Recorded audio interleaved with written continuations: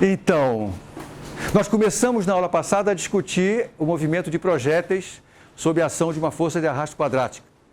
Descobrimos rapidamente que esse problema era muito mais complexo do que o problema da força de arrasto linear. Por que mesmo, hein? Porque as equações de movimento nas coordenadas cartesianas eram acopladas. Quando aparece um conjunto de equações acopladas, já ficou claro que se torna muito mais difícil e não há métodos de solução geral para esse tipo de sistema de equações. Alguns sistemas particulares vão poder ser resolvidos, outros não. Hoje eu pretendo mostrar um que é possível de ser resolvido. Mas aquele que eu mostrei na aula passada eu não consigo resolver. Tá? Então, o que nós fizemos? Nós usamos a mesma estratégia que usamos para o caso linear. Estudamos primeiro o movimento na horizontal, sujeito apenas à força de arrasto quadrática. Chegamos a uma solução bonita, né? Lembra da solução? Um logaritmo rolando na parada. Descobrimos, por exemplo, que a velocidade também vai a zero. Luiz Paulo, mas ela vai a zero de um outro jeito, né? Como é que ela vai a zero? Ela vai de uma forma polinomial, que é bem diferente da forma exponencial, né? A forma exponencial ela é muito rápida, a forma polinomial é lenta. É tão lenta que, apesar da velocidade ir a zero, como somos físicos, né? Vai a zero, a gente tem uma escala de tempo associada a isso. A distância percorrida, que no primeiro caso do arrasto linear era finita, agora ela é infinita. E como é que a gente concilia essa solução que a gente obteve matematicamente com a realidade, que a gente vê que os objetos param, né? Eles não ficam andando para sempre.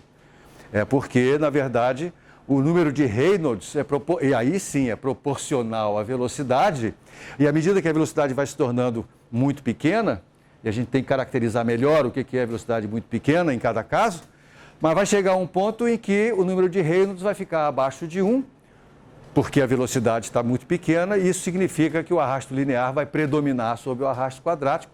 Então, o movimento na realidade começa sob a ação de arrasto quadrático, mas vai acabar sob a ação de arrasto linear, e esse obriga a distância percorrida a ser finita. Bonito.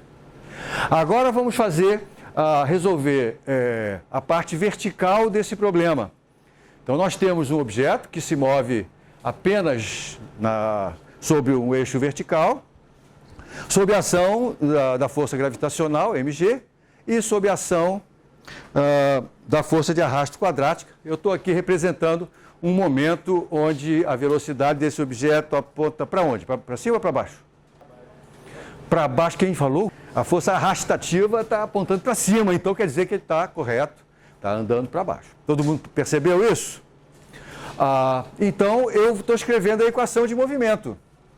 Sim, a força resistiva lá, como diz o Eduardo, é quadrática. Aqui está o sinal de menos para dizer que aponta ao contrário do vetor velocidade que está para baixo. Aqui está a equação de movimento, já escrita em termos da derivada da velocidade. Tá? Eu não vou botar os VY aqui, porque está tudo na vertical, por preguiça, eu não quero escrever muita coisa. Aqui está, portanto, a equação de movimento. Primeira coisa que ao olhar para essa equação de movimento, eu verifico o seguinte: assim como aconteceu no caso do arrasto linear, à medida que a velocidade for crescendo, esse termo aqui, em módulo, vai crescendo. Mas ele está sendo subtraído do mg, não é verdade? Então pode acontecer dessa velocidade alcançar um valor tal que esse lado direito se anule. Verdade? Isso já tinha acontecido no caso linear também. Não é? Acontece para uma certa velocidade, a resultante das forças verticais podem resultar nulas. Quando isso acontece, qual é a física que está associada a isso? Nós temos, a partir daí, um movimento com resultante nula, ou seja, um movimento uniforme. E essa velocidade que faz com que a resultante seja nula, nós chamamos de velocidade terminal. Não é? Ainda um comentário sobre a equação que eu escrevi. Quando eu escrevo a equação desse jeito, eu já estou pressupondo uma orientação para o eixo vertical. Qual é ela? Para cima ou para baixo e por quê? Isso, tá para baixo, eu sei que é para baixo porque o mg está afetado de um sinal positivo. Obrigado, Eduardo. Então vamos descobrir qual é o valor da velocidade terminal? Como é que a gente faz isso? Quando a força resultante é nula. E o Matheus fala, é óbvio, quando a força... Tá bom, e aí como é que... Então vamos lá. Vamos obrigar a força resultante a ser nula? Lá vou eu, mg menos c, e eu vou usar a terminologia do Pedro, velocidade terminal ao quadrado igual a zero. Aqui está a equação que determina a velocidade terminal. Verdade? Obrigando a resultante a ser nula. Então, escrevemos aqui que a velocidade terminal, resolvendo essa equação, é a raiz quadrada de mg sobre c. Outra vez, nos mostrando que dois objetos que tenham a mesma forma geométrica, trafegando dentro de um mesmo fluido, quer dizer, sujeitos ao mesmo C, né? O objeto com maior massa vai ter maior velocidade terminal. Legal? A gente pode reescrever a equação de movimento usando essa ideia. Vamos ver como é que eu vou fazer isso. Eu vou deixar esse V ponto sozinho do lado esquerdo. Vou dividir tudo por M. Então vai ficar assim, ó. Eu ainda vou fazer mais uma coisa com ela. Vou fazer uma coisa com ela que é o seguinte. Eu vou fazer aparecer a velocidade terminal aqui. Tá? E o jeito de fazer aparecer é eu fatorar o G. Me seguiu?